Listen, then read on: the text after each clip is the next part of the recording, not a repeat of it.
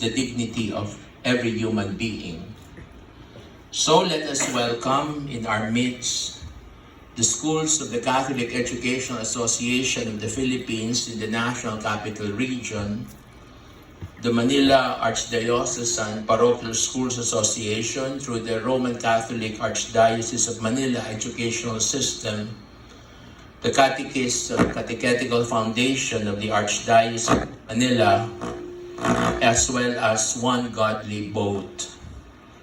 It is also a most welcome experience to have the Commission on Evangelization and the Ministry of Socio-Political Advocacy in the Archdiocese of Manila.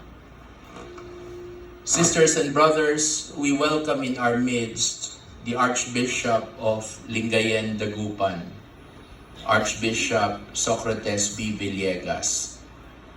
He and his group decided to initiate the worthy project Katipunan Formation Program. We know him as Father Sok.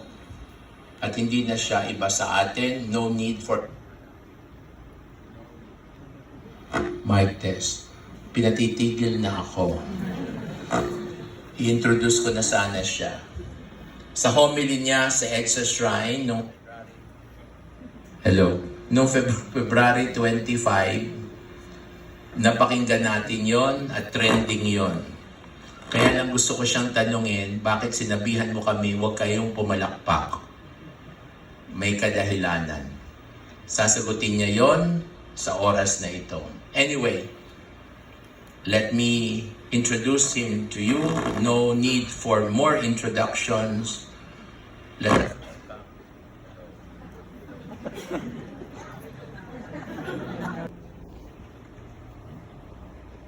Naging aware po kami sa pangangailangan tungkol sa formation in social engagement for Catholics during the September 21 rally here in Metro Manila.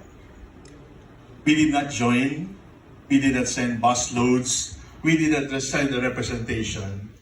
But on September 21, while you were rallying in Metro Manila, we were rallying in our barangays. We did not come together in Dagupan. We did not come together at the Capitol. We came together in pockets of communities, groups of 20, 30, 40, 100, and we gathered together in our barangay chapels in order to celebrate our being makabayan and our being makadiyos. When we were evaluating it with the priests, we came to the conclusion that the rallies, big rallies, are good for support. It is a good encouragement. But in terms of more lasting effects, the small rallies in the chapels and the neighborhoods and the BECs had lasting effects that sustained us until November 30. When you were doing your rallies in Metro Manila, we were also doing our rallies in Pangasinan, but not a huge rally in the hundreds of thousands. It was rally in BECs, neighborhoods, barangays. It was rally under the mango tree, but it was a rally which is an expression of faith and expression of love for country. Bakit po namin naisip na ganito? Dito po sa Metro Manila, ang sikat na soft drinks yata ay Coke. Sali po sa Pangasinan, hindi ho masyadong ino-order ang Coke. Ang sikat po sa amin ay Pepsi at saka RC Cola. Huwag niyo sabihin dahil kami probinsyano.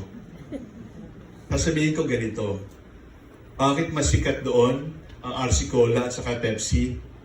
Kasi tinatyaga ng RC Cola at saka Pepsi ang maliliit na sari-sari store. Yung maliliit na sari-sari store, isa-isa, inaalagaan, at yung maliliit na sari-sari store, yun ang nagbebenta ng RC Cola at saka energy drinks.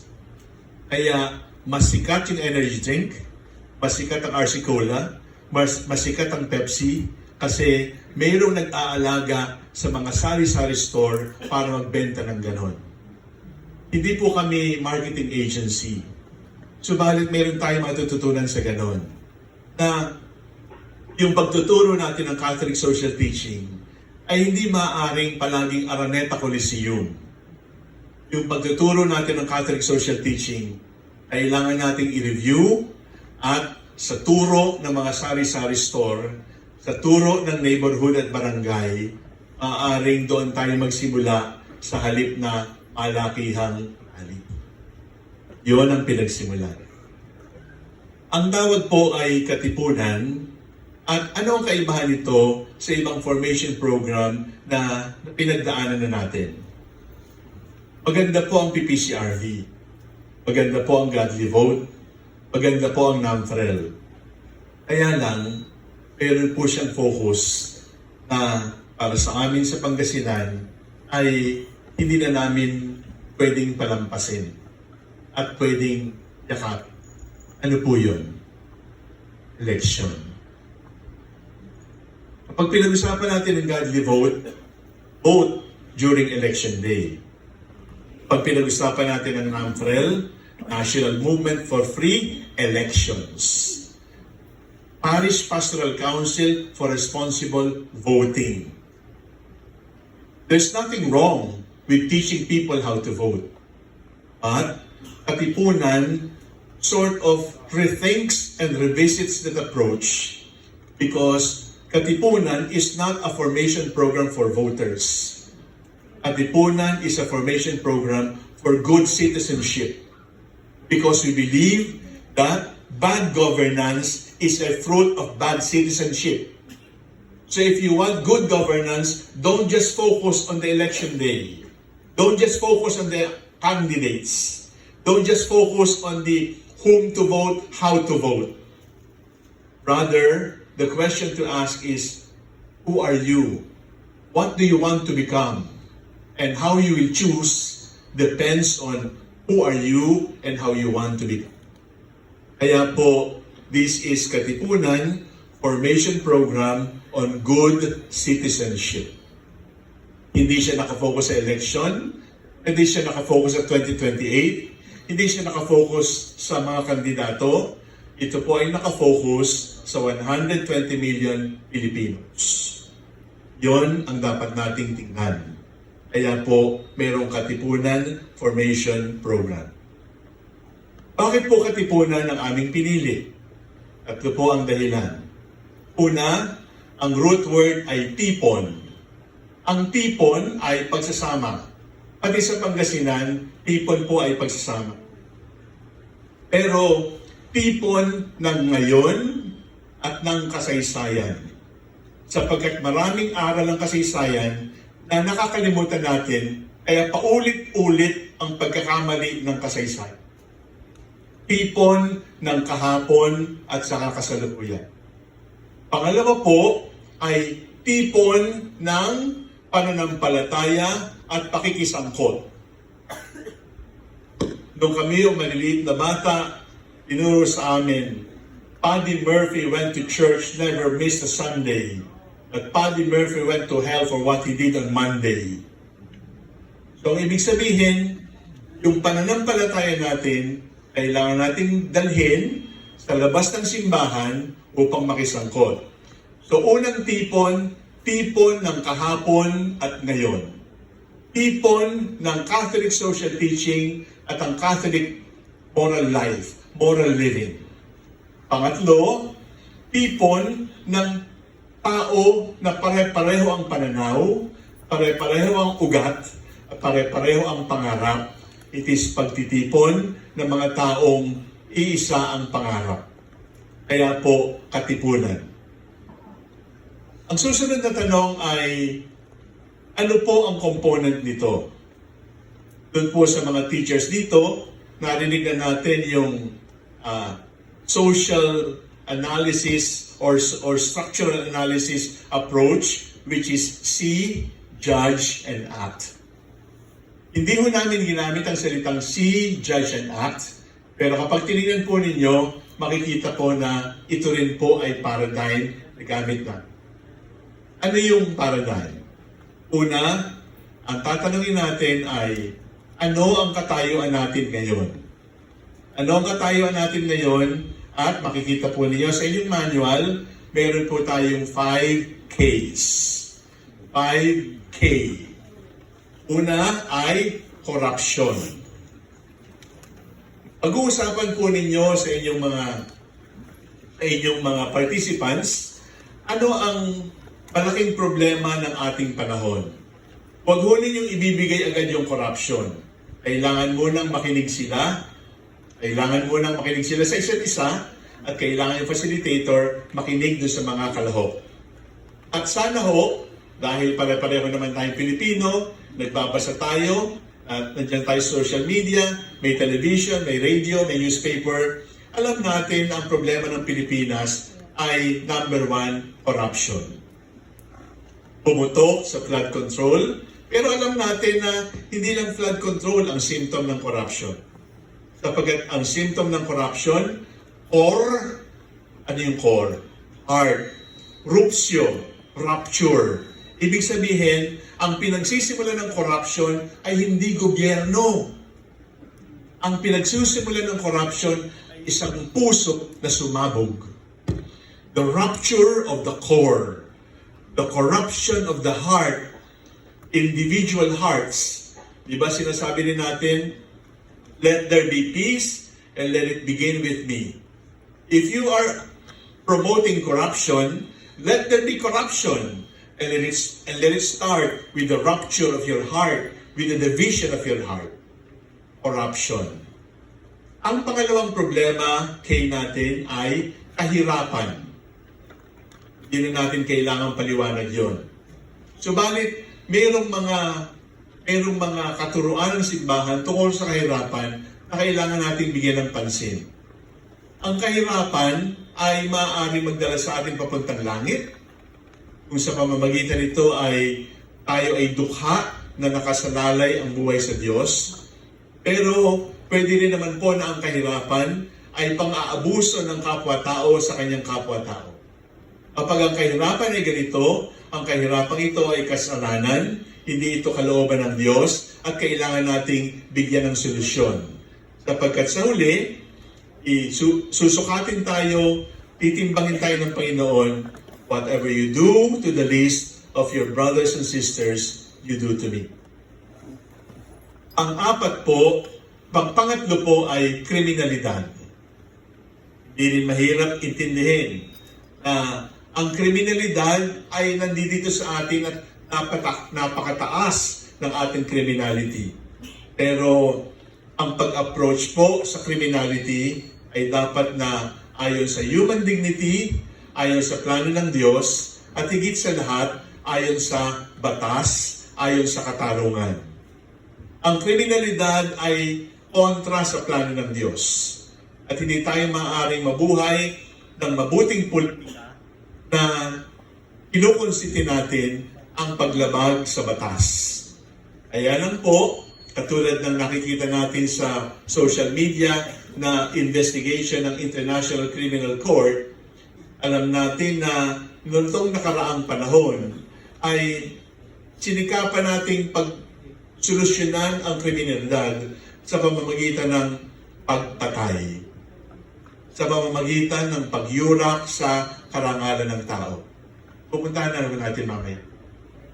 Pang-apat ay kasinungalingan. Kasinungalingan, ibig sabihin ay lies. Ibig sabihin, half-truths. Ibig sabihin, contrary to the truth. Ang paglaban sa kasinungalingan ay paninindigan para sa Diyos, sapagkat ang kalaban ng Diyos ay Prince of Lies. Ang panglima ay kataksilan. Di ko alam kung nararamdaman ninyo dito sa NCR, pero kami po sa Pangasinan, ramdam na ramdam namin yon. Kasi pag nagbukas po kayo ng radyo, lalo na sa barangay, transistorized radio ng mga debaterya, nakakakuha na ho kami ng Chinese programs sa radyo. Siyempre, hindi namin maintindihan. Pero Chinese yung music, Chinese yung commentary, sapagkat ang lapit-lapit na ang China sa Pangasinan. Ang aming po mga mangingisda nangingisda sa West Philippine Sea, di masinlok, uuwing walang laman ang kanilang at malungkot sapagkat sinakyan ng Chinese militia yung kanilang bangka, kinuha yung kanilang huli at pinagtatawanan sila, pinatapunan na lang sila ng Chinese cigarettes. Aksilan. At hindi kailangang China lamang ang banta sa ating bansa. Sapagkat ang mamatay ng dahil sa iyo, ipangako natin sa pag-awit natin ng pambansang akto. So meron po tayong 5K na sana ay mapag-usapan natin sa ating mga group discussions. Pag nakita po natin yung 5Ks, meron po tayong 5 standards of judgment. Judge. Ano po yung 5 standards of judgment? 3 pong bayani at 2 galing sa katuruan ng Panginoong Jesucristo. Ang una ay gospel, meaning to say, gospel meaning the 4 gospels, but also the writings of St. Paul. Ang pangalawa po ay ang Catholic social teaching na itinuturo ni Mr. Jerry sa mga seminarista at sa mga katikista na ang ating pagiging Katoliko ay dapat na ilabas natin sa simbahan at tayo dapat na makisangkot. Pangatlo po ay ang Kartilya ng Katipunan. Ito po ay sinulat ni Emilio Jacinto na tinatawag natin sa history, Brains of the Katipunan. Meron po siyang standard para sa mga katipuneros. Pang-apat po ay ang True Decalogue. Ito ay sinulat ni Apolinario Mabini. True Decalogue na ibig sabihin po ay ang totoong 10 utos. Hindi naman niya sinasabi na fake yung 10 utos ng mga Katoliko at ng mga Hudyo. Ang sinasabi lang niya ay in-expand pa po niya ang Decalogue para maintindihan natin ito in relation to our society. Ang panglima po ay Code of Citizenship and Ethics. Ito po ay sinulat ni Manuel Quezon, the President of the Commonwealth. Tanong sa akin, paano niyo napili itong 3? Ang sagot, nag-aral naman po kami at nag-research, nagsaliksik. Ito pong 3 bayani lang ito ang nagsulat ng batayan para sa isang mabuting mamamayan. Hindi po nagsulat si Jose Rizal. Sinulat niya ang Noli at saka Fili, pero hindi katulad ng Code ni Quezon, hindi katulad ng Decalogue ni Mabini, hindi katulad ng Kartilya ni Emilio Jacinto. Meron pa pong mga ibang bayani, subalit hindi sila nagsulat. At itong 3 sulat na ito ang ating pambantayan. Gagawin po ng facilitator ay pagkatapos nating makita ang 5Ks, ay ibabato po natin sila, i-mirror po natin, isasalamin natin sa Catholic social teaching, sa Beatitudes, sa Kartilya, sa Code of Citizenship, at sa True Decalogue. Kapag nangyari na po yun, makikita natin discrepancy. Makikita natin na tayo ay malayong-malayo doon sa standard na ibinigay ng mga bayani at standard na ibinigay ng ating pananampalatayang Katoliko. At pupunta na po tayo sa pangatlong bahagi, which is to act. Ibig sabihin, pagkatapos ng makita ang problema, pagkatapos ng makita ang standard na dapat nating sundan, pagkatapos makita ang bandila na dapat nating sundan, anong ating gagawin? Ang unang-unang gagawin ay panalangin. Makikita mo rin niya sa manual, panalangin. Sinabi ko rin sa EDSA Shrine. Ang tanong ay, ano ang pinagmulan ni Cardinal Sin at bakit siya among the bishops of his period, siya yung socially engaged? Kasama po niya ako sa bahay sa loob ng 18 years.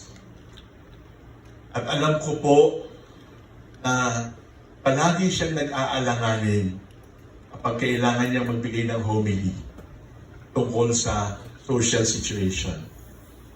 Pero alam ko rin po ang pinagmumulan ng kanyang social engagement. Una, magmisa araw. Dumating po kami ng hating gabi, magmimisa pa rin kami, kahit antok na kaming dalawa.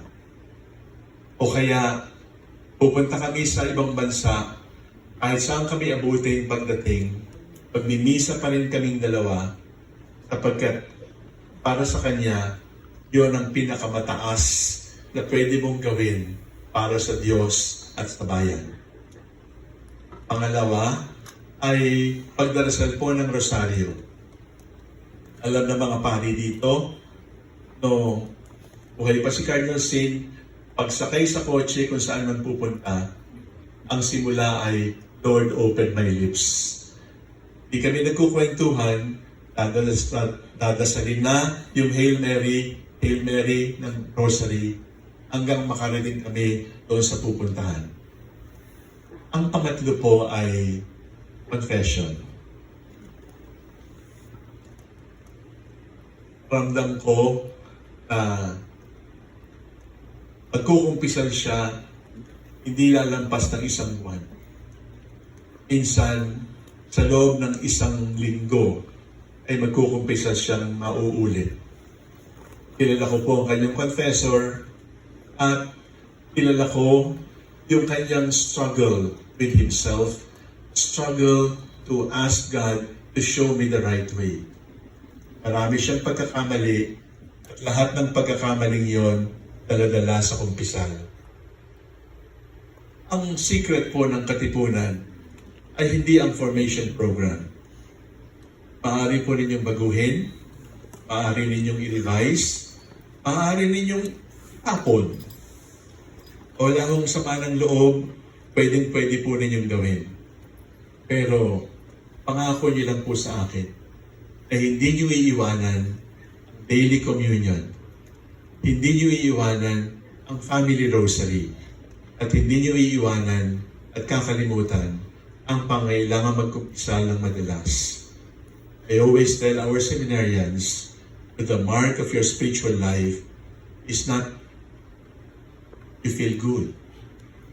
Mark of your spiritual life is how often you go confession. Kung kikilos tayo laban sa korupsyon, labanan ng kahirapan, labanan ng kasinungalingan, kriminalidad, at kataksilan sa bayan, saan tayo magsisimula?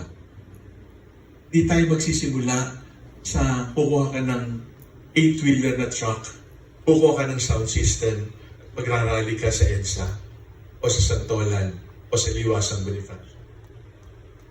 Ang simula ng pagbabago ay yung hindi ka pa sumisigaw, subalit ibinubulog na ng Diyos sa iyo ang dapat mong gawin. Para sa atin dito sa Pilipinas, yes, we are the only country in Asia for 500 years of Christianity. Ang ating mandate to proclaim the gospel. Pero sa ating panahon, pag-isip-isipan natin, baka hindi shout the gospel, kundi whisper the gospel. To whisper the gospel to somebody you love. Kasi ho, yung mga may asawa dito, kung mag-boyfriend, girlfriend pa lang kayo, di ba pinapakita niyo ang pagmamahal sa pamamagitan ng bulong? At kung hindi na pwede ang bulong, ay titig na lang. Hindi yung makuha ka sa tingin, kundi matunaw ka sa titig. Pero pag lumipas ang panahon, ay pagkatabi, sisigawan. Bakit nagkakaganon? Pagkatabi naman, pwede namang bumulong, pwede namang magtitigan. Subalit nagsisigawan. Bakit?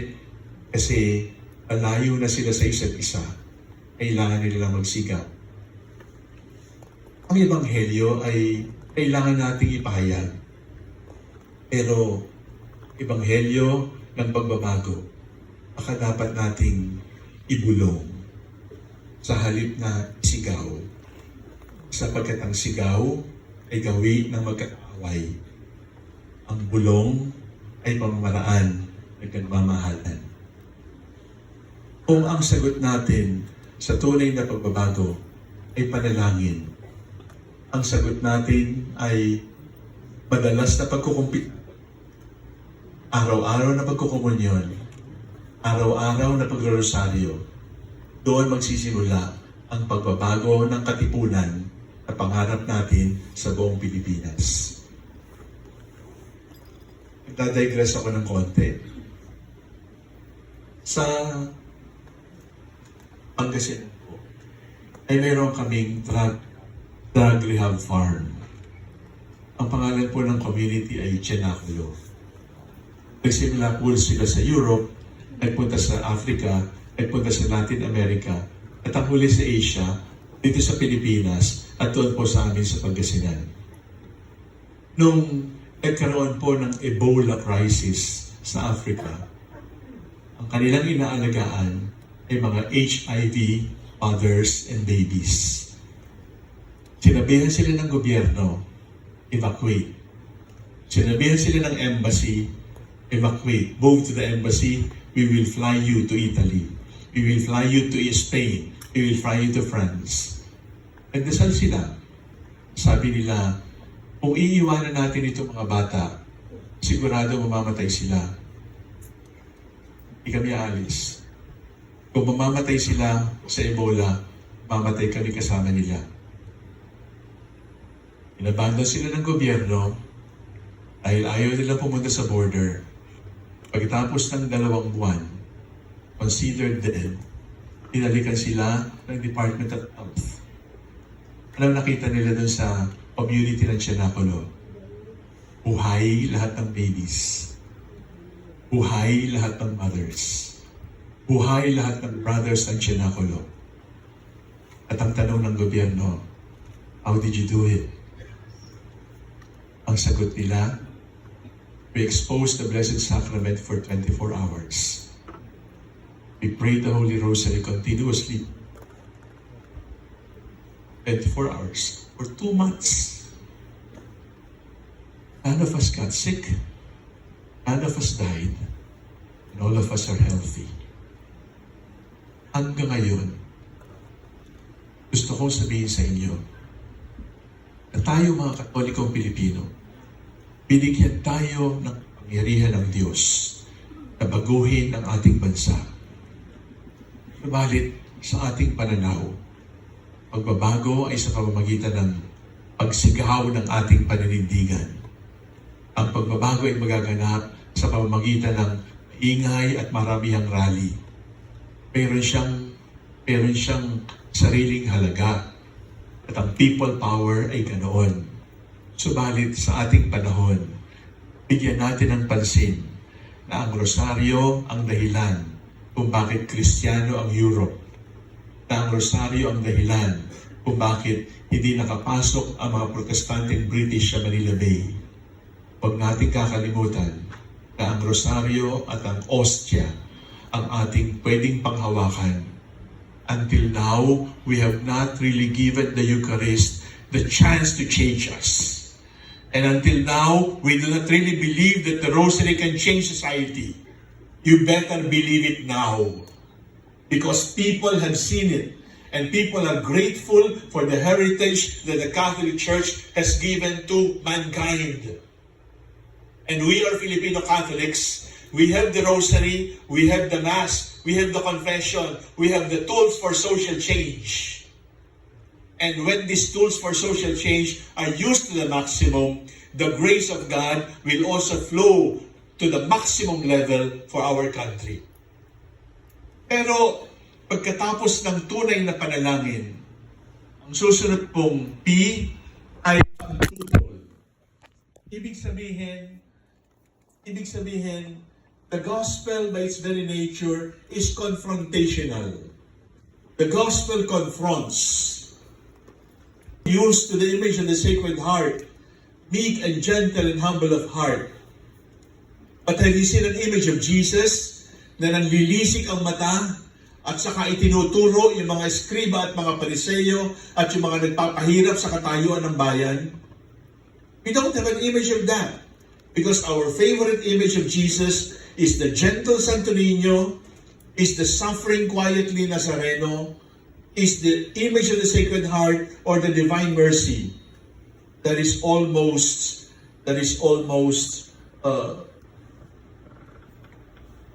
incapable of doing any harm, in manner of speaking. But kasama sa ating pananagutan, kung tayo talagang nagdadasal, natutulan ang masama. We cannot just say to the Lord like the Virgin Mary, "Let it be done to me according to your will." Because that same gospel that the Virgin Mary lived, "May it be done to me according to your will," is that same gospel that Peter proclaimed, we must obey God rather than men. We must confront evil and call evil wrong. At ito yung pagtutol. Bawal ang Katolikong duwag. Hindi tayo basagulero. Hindi tayo palaaway. Pero 1,000 buhay meron ako, 1,000 beses ako mamamatay para sa Diyos. Yun ang pagtutol. Subalit, hindi lang pagtutol na minsan sa isang buwan. Hindi lang pagtutol kapag 40th anniversary ng EDSA. Ang pagtutol dapat na magdala sa panagutin. Panagutin, ang ibig sabihin noon ay hindi lamang ningas kugon na pagtutol. Hindi lamang statement ng pagtutol, kundi yung aking buong buhay. Ang aking buong buhay ay paninindigan at pananagutin ko ang lahat ng lumalabag sa kalooban at plano ng Diyos para sa ating bayan. At pagtabas, pang-apat. Ang ibig sabihin ng pagtabas, hindi yung sobra nila tatabasin ko, kasama yon. Sino ang una nating dapat tabasin? Sarili. Madaling magreklamo na marumi ang dagat. Sino bang nagtapon ng plastic sa ilog? Madaling magreklamo na dinadaya ang bilyon-bilyon sa flood control. Pero sino ang humingi ng jersey sa basketball para sa barangay liga? Madaling sabihin na ninanakaw niyo ang aming taxes. Pero lahat ba tayo nagbabayad ng tamang tax? Hindi ba hanggang pwede ay bawasan ng tax? O may napulot ka, akin na lang? O hindi mo nakahanapin ang may-ari? Ibig sabihin, ang malaking korupsyon ay nagsisimula sa maliit na korupsyon sa aking puso. Ang focus po natin ay hindi yung corruption ng Mary Grace Piatos. Ang focus po natin ay corruption ng bawat isa sa atin. Ang focus po natin ay hindi yung kahirapan na dala ng corruption. Ang focus po natin ay bakit mayroong mahirap at paano ako nakaambag sa kanilang kahirapan sa kasalukuyan. Ang focus po natin ay hindi lamang kriminalidad ng krimen. Ang focus po natin ay araw-araw. Baka meron kang ginagawang krimen sapagkat ang buhay mo ay dalawang mukha. Isang public perception, holy and good, pero kapag wala nang nakakakita, ay kabulukan ang alam mong ginagawa mo. Ibig sabihin po, ang katipunan ay maninindigan laban sa korupsyon, laban sa kahirapan, kasinungalingan, kriminalidad at kataksilan. At ang unang titingnan natin ay hindi ang ibang tao, hindi ang gobyerno, hindi si Vice President o Senate President. Ang titingnan natin ay hindi yung mayor o barangay chairman. Ang una kong titingnan ay ako. At itinuro sa amin sa seminaryo, kapag meron kang problema at ang solusyon ay galing sa ibang tao, hindi mo masosolve yun. Because every problem came about because you contributed to it. So it is self-examination, it is pagtabas, hindi ng ibang tao, kundi ng sarili ko. At pagkatapos ang huli ay pag-asa. Planting hope. Planting hope. At ito po ay discovery namin nung nagre-research kami sa Emilio Jacinto, Mabini at Quezon. Si Andres Bonifacio, dahil alam niya na maaari siyang makulong doon sa kanyang katipunan, meron po siyang taguri sa katipunan. Hindi po siya tinatawag na Andres. Alam niyo, tawag kay Andres Bonifacio ay pag-asa. Ang taguri kay Andres Bonifacio, pag sinabi, nandyan ba si may pag-asa? Si Andres Bonifacio yan. Ibig sabihin, kung siya ang founder ng katipunan at siya ang nagtaguyod sa atin ng tunay na pagiging makabayan, bawat isa sa atin, ang pangalan natin ay pag-asa. May pag-asa tayo, pag-asa natin ay galing sa Diyos, at ang pag-asa natin, hawak ng ating kamay, ibabahagi natin sa ating kapwa. Kailan ako naalala ng kwento na maaaring narinig ninyo, subalit magandang balik-balikan. Sa umaga po, Sister Teresa de Jesus, Minsan Teresa ng Avila, ay bumaba doon sa kanyang kumbento at tulog pa ang mga madre, pero isang batang maliit na naglalaro sa loob ng kumbento.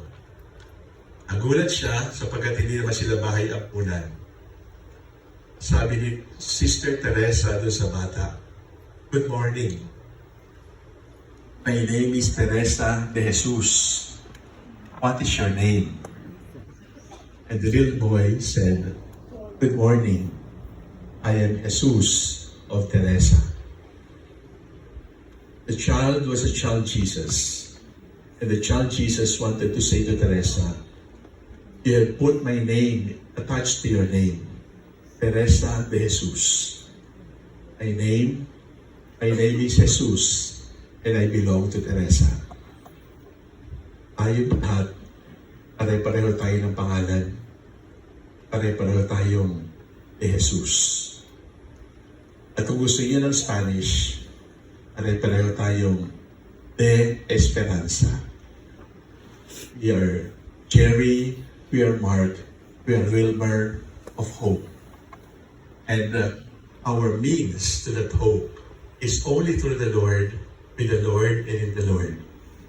And hopefully being informed, seeing the 5 Ks, going to the 5 sources, and applying the 5 Ps, we will be able to bring about a renewal of society, and the renewal begins with us. Ulitin ko, ang katipunan po ay hindi reaction tungkol sa kamalian. Ang katipunan ay paghubog. Ano ba ang plano ng Diyos para sa ating lahat? Sa sandali pong ito, titigil ako. Meron po kaming video na inihanda sa Archdiocese ng Dagupan. Aari po ninyong gamitin kapag kayo na facilitator. At pagkatapos po noon ay nagkakaroon tayo ng pagkakataon para magtanungan at saka magkwentuhan. Pakinggan po natin at panoorin yung video para sa facilitators training ng Katipunan. Ang tawag sa paghubog ay Katipunan. Ang pinagmumulan ay tipon. Tipon ng kasaysayan ng Katipunan, subalit tipon ng ating mga pangkasalukuyang kabayanihan. Ito ay tipon ng pananampalataya at pagkilos para sa bayan. Ito ay pagtitipon ng mga pare-parehong mamamayan, nagmamahal sa Diyos at nagmamahal sa bayan. Kaya katipunan. Bakit po meron tayong katipunan? Sapagkat sa mga nakaraang taon, makikita natin ang ating paghubog tungkol sa pakikisangkot sa lipunan ay nakabatay sa eleksyon o kaya nakabatay sa kandidato. Sino ay boboto, sino po ay iboto, mga pamantayan ng mabuting kandidato. Subalit dahil dito, ang ating buhay pananampalataya ay nakatuon doon sa mga personalidad. Samantalang sa pamamagitan ng katipunan, ang ating pagtuon ay hindi sa isa o dalawa o tatlong personalidad, kundi buong sambayanan. It is good citizenship, it is good citizens that we want to form. Pangkaraniwan po ang ating paghubog ay pag-uwasto ng kamalian. Sa pamamagitan po ng katipunan, sinasabi natin na ang pagtuturong ito ay pagtuturo ng katotohanan, hindi lamang pagtuturo laban sa kamalian o pag-uwasto. Sapagkat mayroon po tayong dapat na ituro, iambag sa lipunan na turo galing sa ating Panginoong Jesucristo. Ano po ang nilalaman ng Katipunan Formation Program?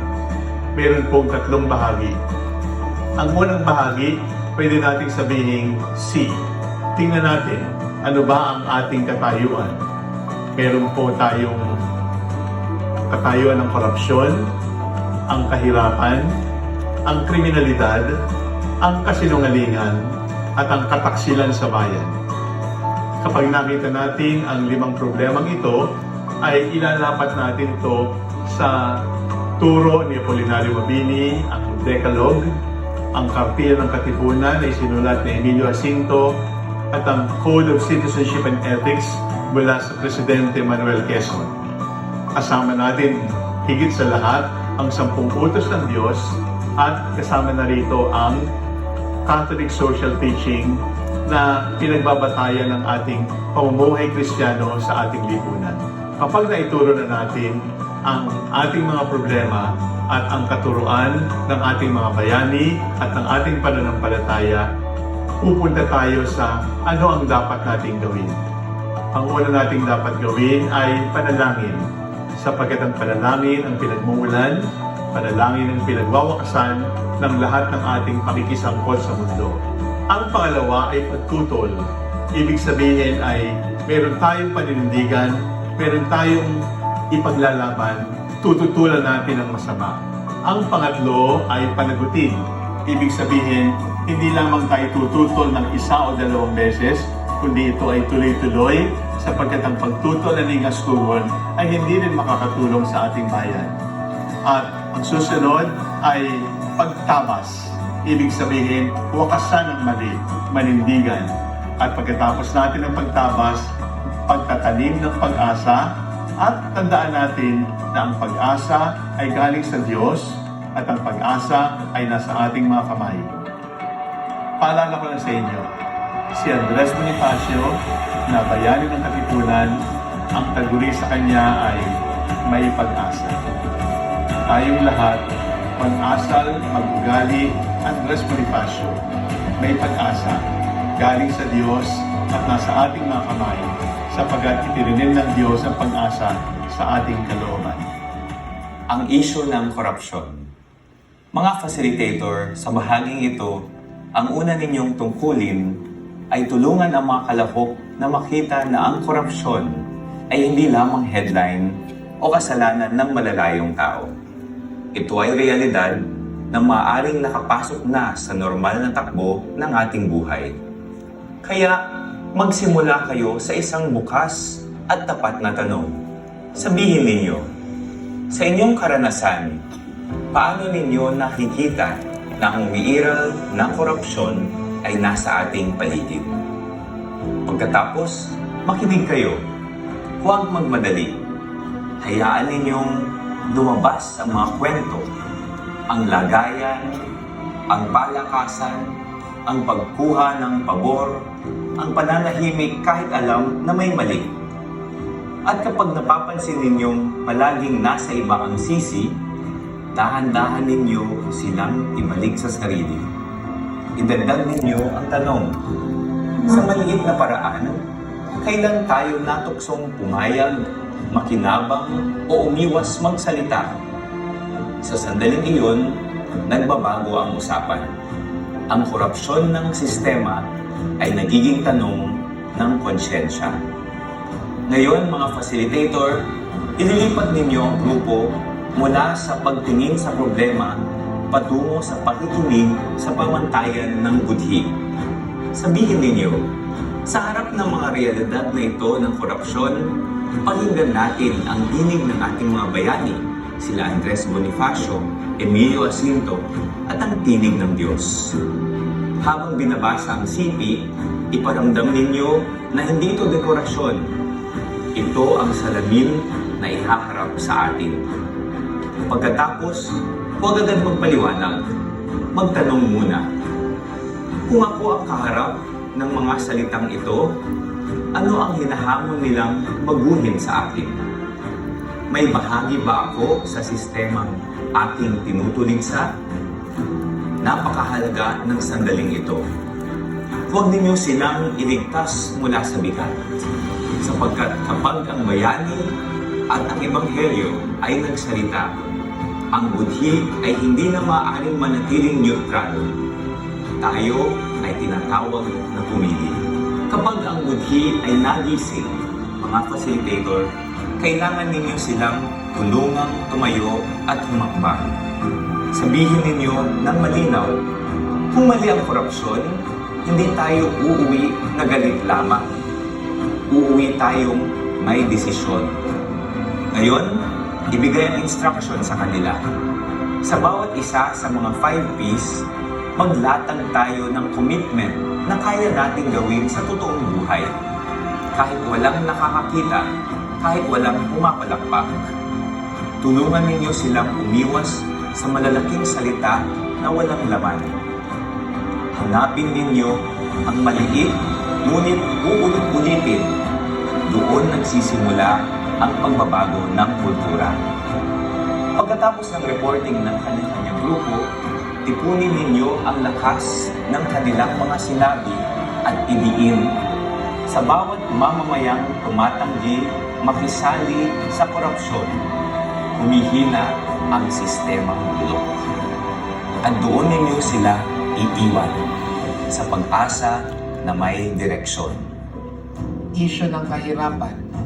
Mga facilitators, mahalaga po na may paunawa ng magkakaugnay ang ating mga issue.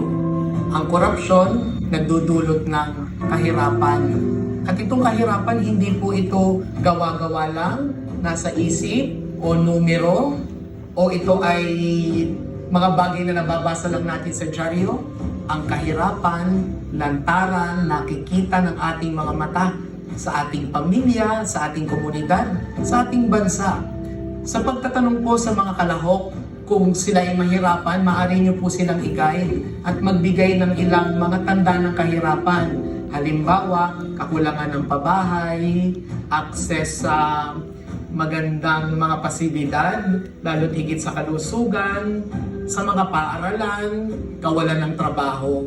Ang mga bagay na ito ay nangyayari sa tunay na buhay, ganas na ganas ng ating mga kababayan, tayong mga mamamayan. Kaya palagay ko, hindi tayo mahihirapan dito.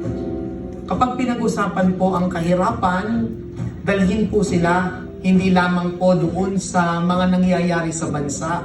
Unang-unay, tingnan ang kanilang sarili, tingnan ang kanilang pamilya. Anong meron? Magsimulang magtanong, bakit ganito? Tingnan natin yung mga proyekto, tingnan natin yung mga nangyayari at nakikita, tapos suriin, mayroon kaya akong kontribusyon dito sa kahirapan? O pwede din namang, ano ang mga ginagawa ko na ngayon para labanan itong kahirapan? Tandaan po natin, ang kahirapan po ay bunga ng marami pang issue ng lipunan. Kaya sa pagtutulungan ng mga mamamayan, pagtayo natin at pagtindig, alam natin ito'y isang problema na hindi naman imposibleng masolusyonan. Matapos po ang pagbibigay nila ng mga realidad kung saan napapansin po nila yung kahirapan, itapat po natin ito doon sa mga kaaralan ng ating Panginoon at ng ating mga bayani. Una, sinabi po ni Apolinario Mabini sa kanyang Decalogue na dapat ang pagmamahal sa bayan ay sunod sa pagmamahal sa Diyos, panghuli ang sa kapwa. Kung kaya kapag mahal natin muna ang ating sarili, maaring ang pagtulong sa kapwa ay maapektuhan. Binabanggit din po ng mga parabola ng ating Panginoon ang parabol ng paghihiwalay sa bandang dulo ng mga tupa at kambing. Ang hindi gumawa ng mabuti ay hindi rin gumawa ng mabuti sa Panginoon. Ang gumawa ng mabuti sa kapwa ay sa Panginoon natin ginagawa. At ang isa pa yung parable po ng isang mayamang lalaki at ni Lazaro. Ang hindi natin pagpansin sa kahirapan ng iba ay maaring magdulot sa atin ng kapahamakan. Ang mga bagay na ito ay maaari natin gawing salamin upang maging pamantayan natin kung paano natin malalabanan ang usapin tungkol sa kahirapan. Pagkatapos po ng diskusyon, maaari pong i-gather muli ang mga kalahok at magkaroon sila ng maikling sharing gamit ang 5 Ps. Paano ang maaaring panalangin ko upang magwakas yung korupsyon? Ano ang maaaring gawain upang panagutin ang mga nagdudulot ng kahirapan? Ano ang dapat putulin? Panghuli, ano yung pag-asa na maaari kong gawing aksyon? Kapag nahihirapan sila, maaari tayong magbigay ng suhestyon. Halimbawa, pagbibigay ng scholarship, pagmamonitor sa mga proyekto ng gobyerno upang ang mga pondo na nailaan upang labanan ng kahirapan ay masigurado natin na napapakinabangan. Ang mga bagay na ito, malaki man o maliit, dapat magsimula sa sarili. Palagi pong babanggitin sa mga kalahok, ano ang aking ambag dito sa kahirapan na nangyayari? Maaari din itanong ano ang aking pamilya upang labanan itong isyong ito. Ang issue ng kasinungalingan. Mga facilitator, sa usaping ito, ang hamon ninyo ay tulungan ang mga kalahok na makita Stewardship of the church, pero stewardship of society. At stewardship of society, ang sagot namin ay good citizenship. Ang good citizenship, ibig sabihin, sabi ko sa inyo, ay hindi tungkol sa boto. Hindi tungkol sa boto. Ito ay pagiging mabuting mamamayan sapagkat ang isang mabuting mamamayan ay nagpaparangal sa Diyos. So, yun yung basic premise.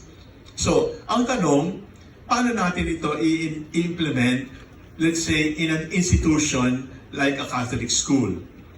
Pwede niyong gamitin sa campus ministry recollection. Kasi hindi naman siya limited sa classroom. Pwede siyang gamitin sa recollection. Yung iba hong diocese na humingi ng formation program sa amin, ang ginawa po nila sa kanilang diocese ay 5 weeks of Lent ay isang K ang kanilang focus. So nakaspread out yung 5 Ks sa 5 weeks of Lent. So ginagamit nila yon sa kanilang homily sa 5 weeks of Lent leading to Holy Week. Kami po, meron kaming Holy Week Asimbalo program sa Archdiocese of Dagupan at gagamitin din po namin yon. So, ito po ay basis lamang. Kung sakaling gusto ninyong gamitin, wala pong copyright, gamitin ninyo. Kung gusto po ninyong i-tweak, maaari kayo mag-fine-tune, pwede po ninyong gawin. Halimbawa po ng fine-tune na ginagamit ng iba. Yung iba pong nag-formation program, pinagsasama po yung ibang case. So, para ho mabilis, pinagsasama nila yung corruption sa kahirapan. Pagkatapos, pinagsasama ho yung kataksilan at sa kasinungalingan. At pinagsasama, stand up po yung kriminalidad. Pwede pong pagsamahin ganon. Huwag lang ho sana na sa isang sweep ay yung 5 case. Kasi baka malabnaw, baka mababaw. So, institutionally, pwede niyong gamitin sa campus ministry retreat, pwede niyong i-integrate sa Araling Panlipunan o Civica, maaari po ninyong gamitin sa amin ay basic ecclesial communities, sa mga barangay chapels, ginagamit pong formation program ng mga katikista namin. So, it is generic. It is generic in that sense. It can be used for the institution, it can be used for the community. In fact, I am, by the grace of God, I am so touched because there are some Protestant ministers in Dagupan, in Pangasinan actually, who have seen that on Facebook, and kasi meron namang mga kaibigang hindi Katoliko, no? Na humingi ng kopya. Sabi ko, papadala ko yung soft copy, pero binigyan pa rin sila namin ng booklet, and they want to retweet it. Sabi ko, sige, go. Sabi niya, papalitan lang namin yung Catholic Social Teaching. Go! Kasi alam mo naman, na kahit alisin nila yung Catholic Social Teaching doon sa kanilang Protestant Church, hindi naman nila ibibigay yung teaching ng demonyo, di ba? Pare-pareho naman tayong makabayan, maka-Diyos eh. So, aalisin nila yun? Sabi ko, sige, go. Ang importante ay ma-achieve natin ang ating goal. Hindi natin aalisin ang ating tatak Katoliko, pero kung gusto nila, nalagyan nila ng tatak na hindi Katoliko, okay lang sa amin. Sabi ko nga sa inyo, but I have to correct you. I am not the proponent because this is really the Archdiocese of Benguet and Dagupan that drafted this. So this was a long process that started in October.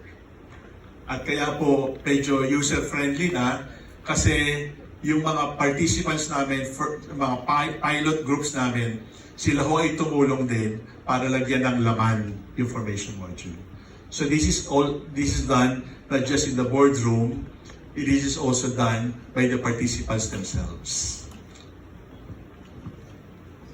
Question po. Pinabahala ko, meron na silang kinoconstruct na YouTube channel, i-upload daw ito, tapos yung ibang mga formation programs.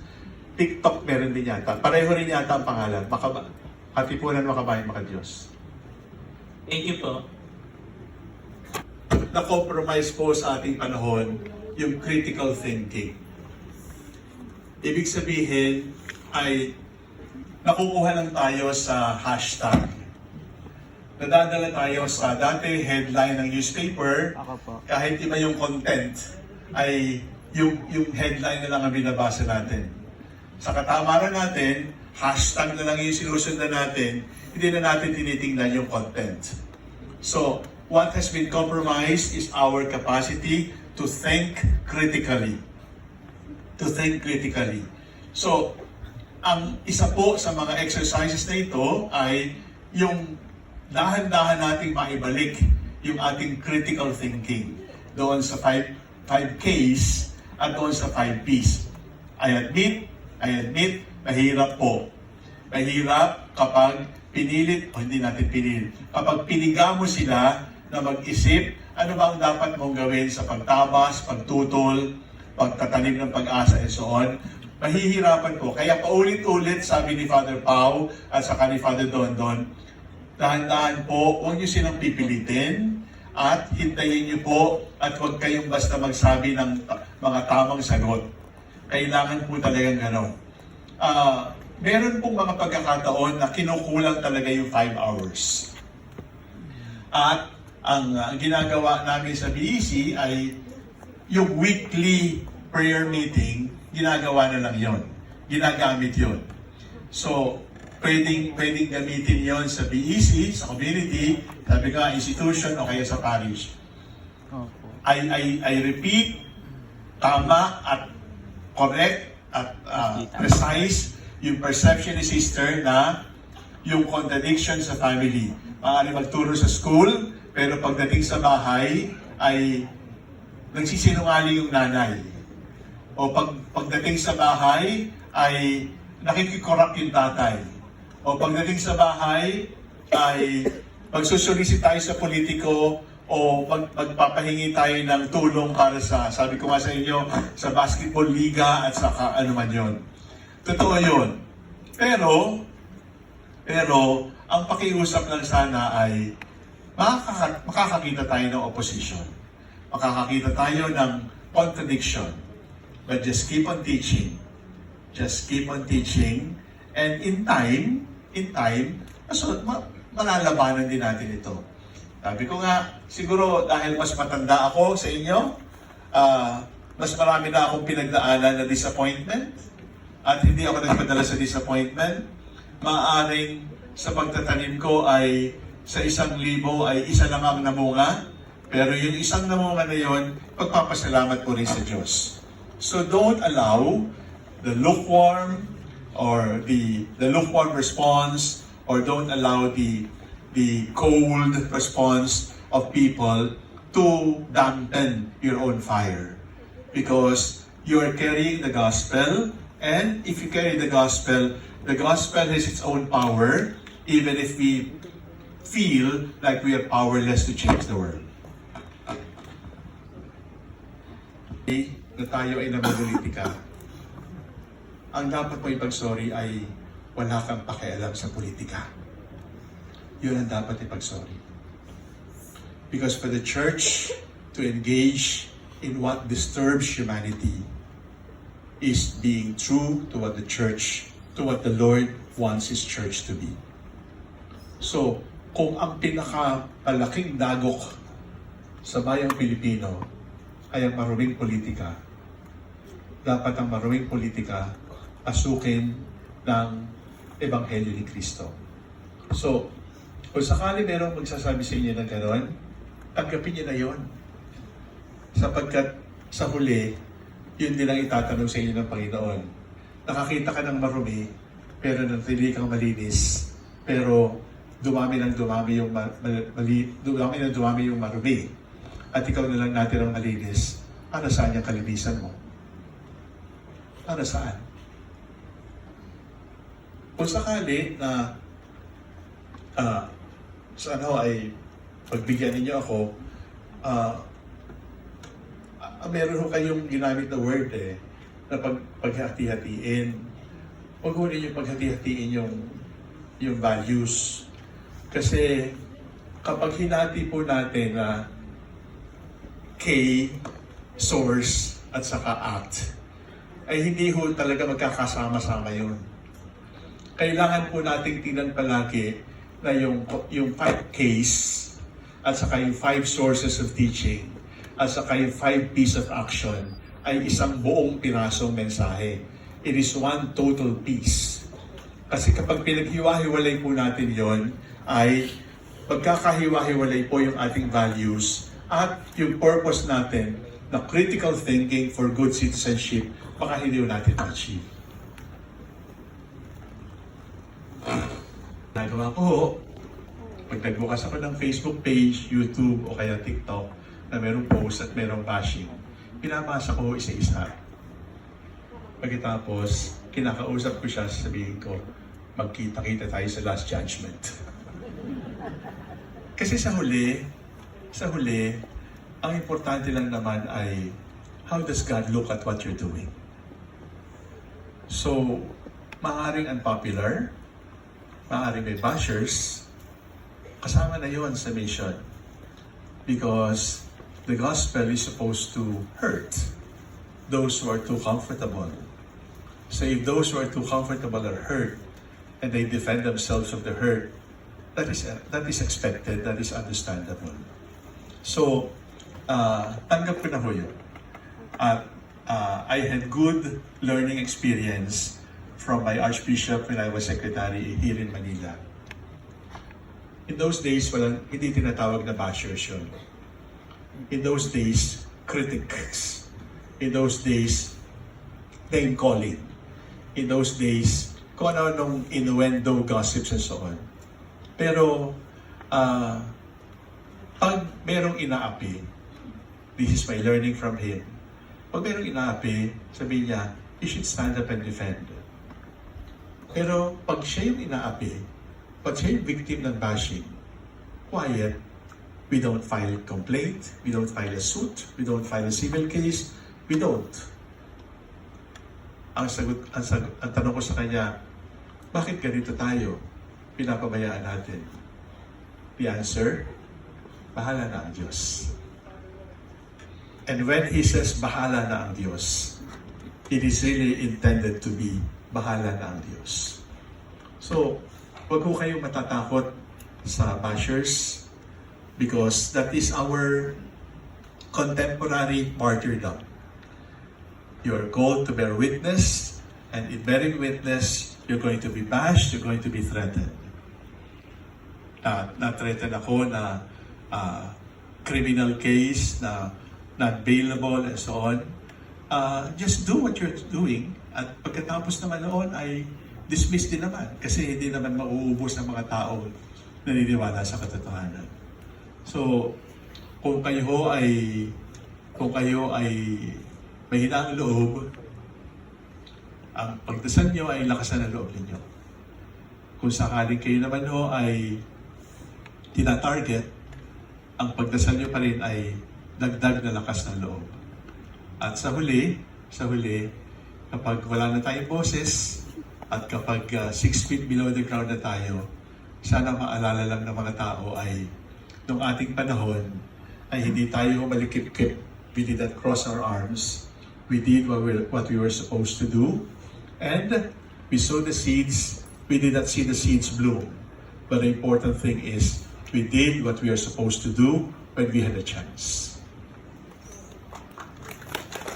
My dear brothers and sisters, magandang hapon po sa ating lahat. Magandang hapon. The spirit of EDSA People Power Peaceful Revolution 1986 is still alive and well. It is a story written by God. Peace is God's gift. Peace is tranquility of order, maayos na buhay. And EDSA 1986 was people empowerment through peaceful and non-violent change.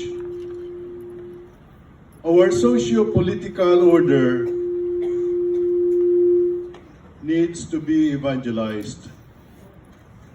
This is a standing order of the Church in the Philippines. It is noted that two-thirds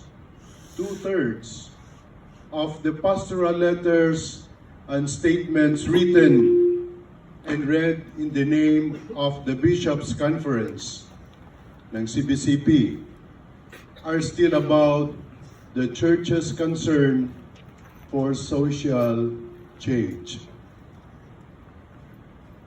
The Second Plenary Council of the Philippines in 1991 recognizes the truth of EDSA as a strong concern for social change.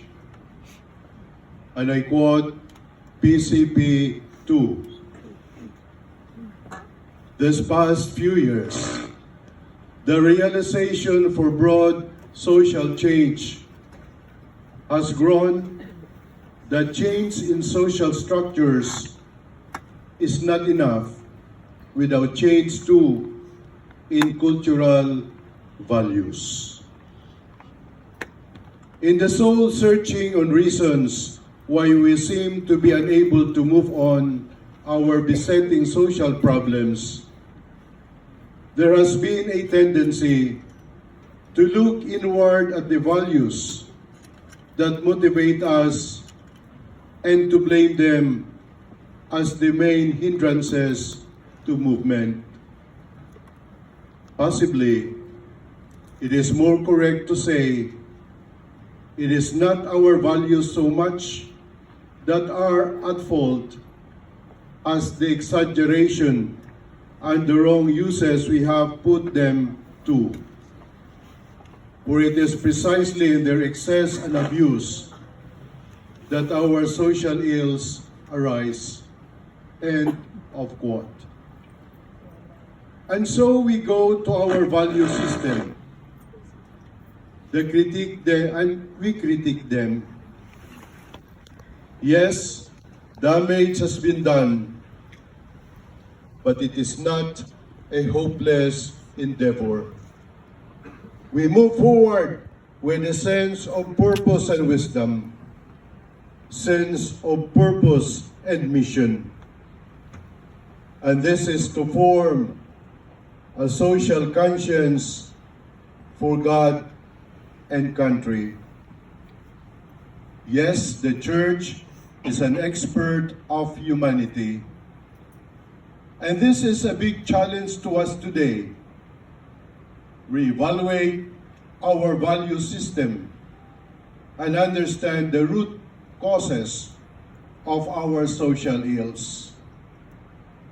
Let us pray together, listen to each other, discern together, decide together, and move together, so that truth may prevail.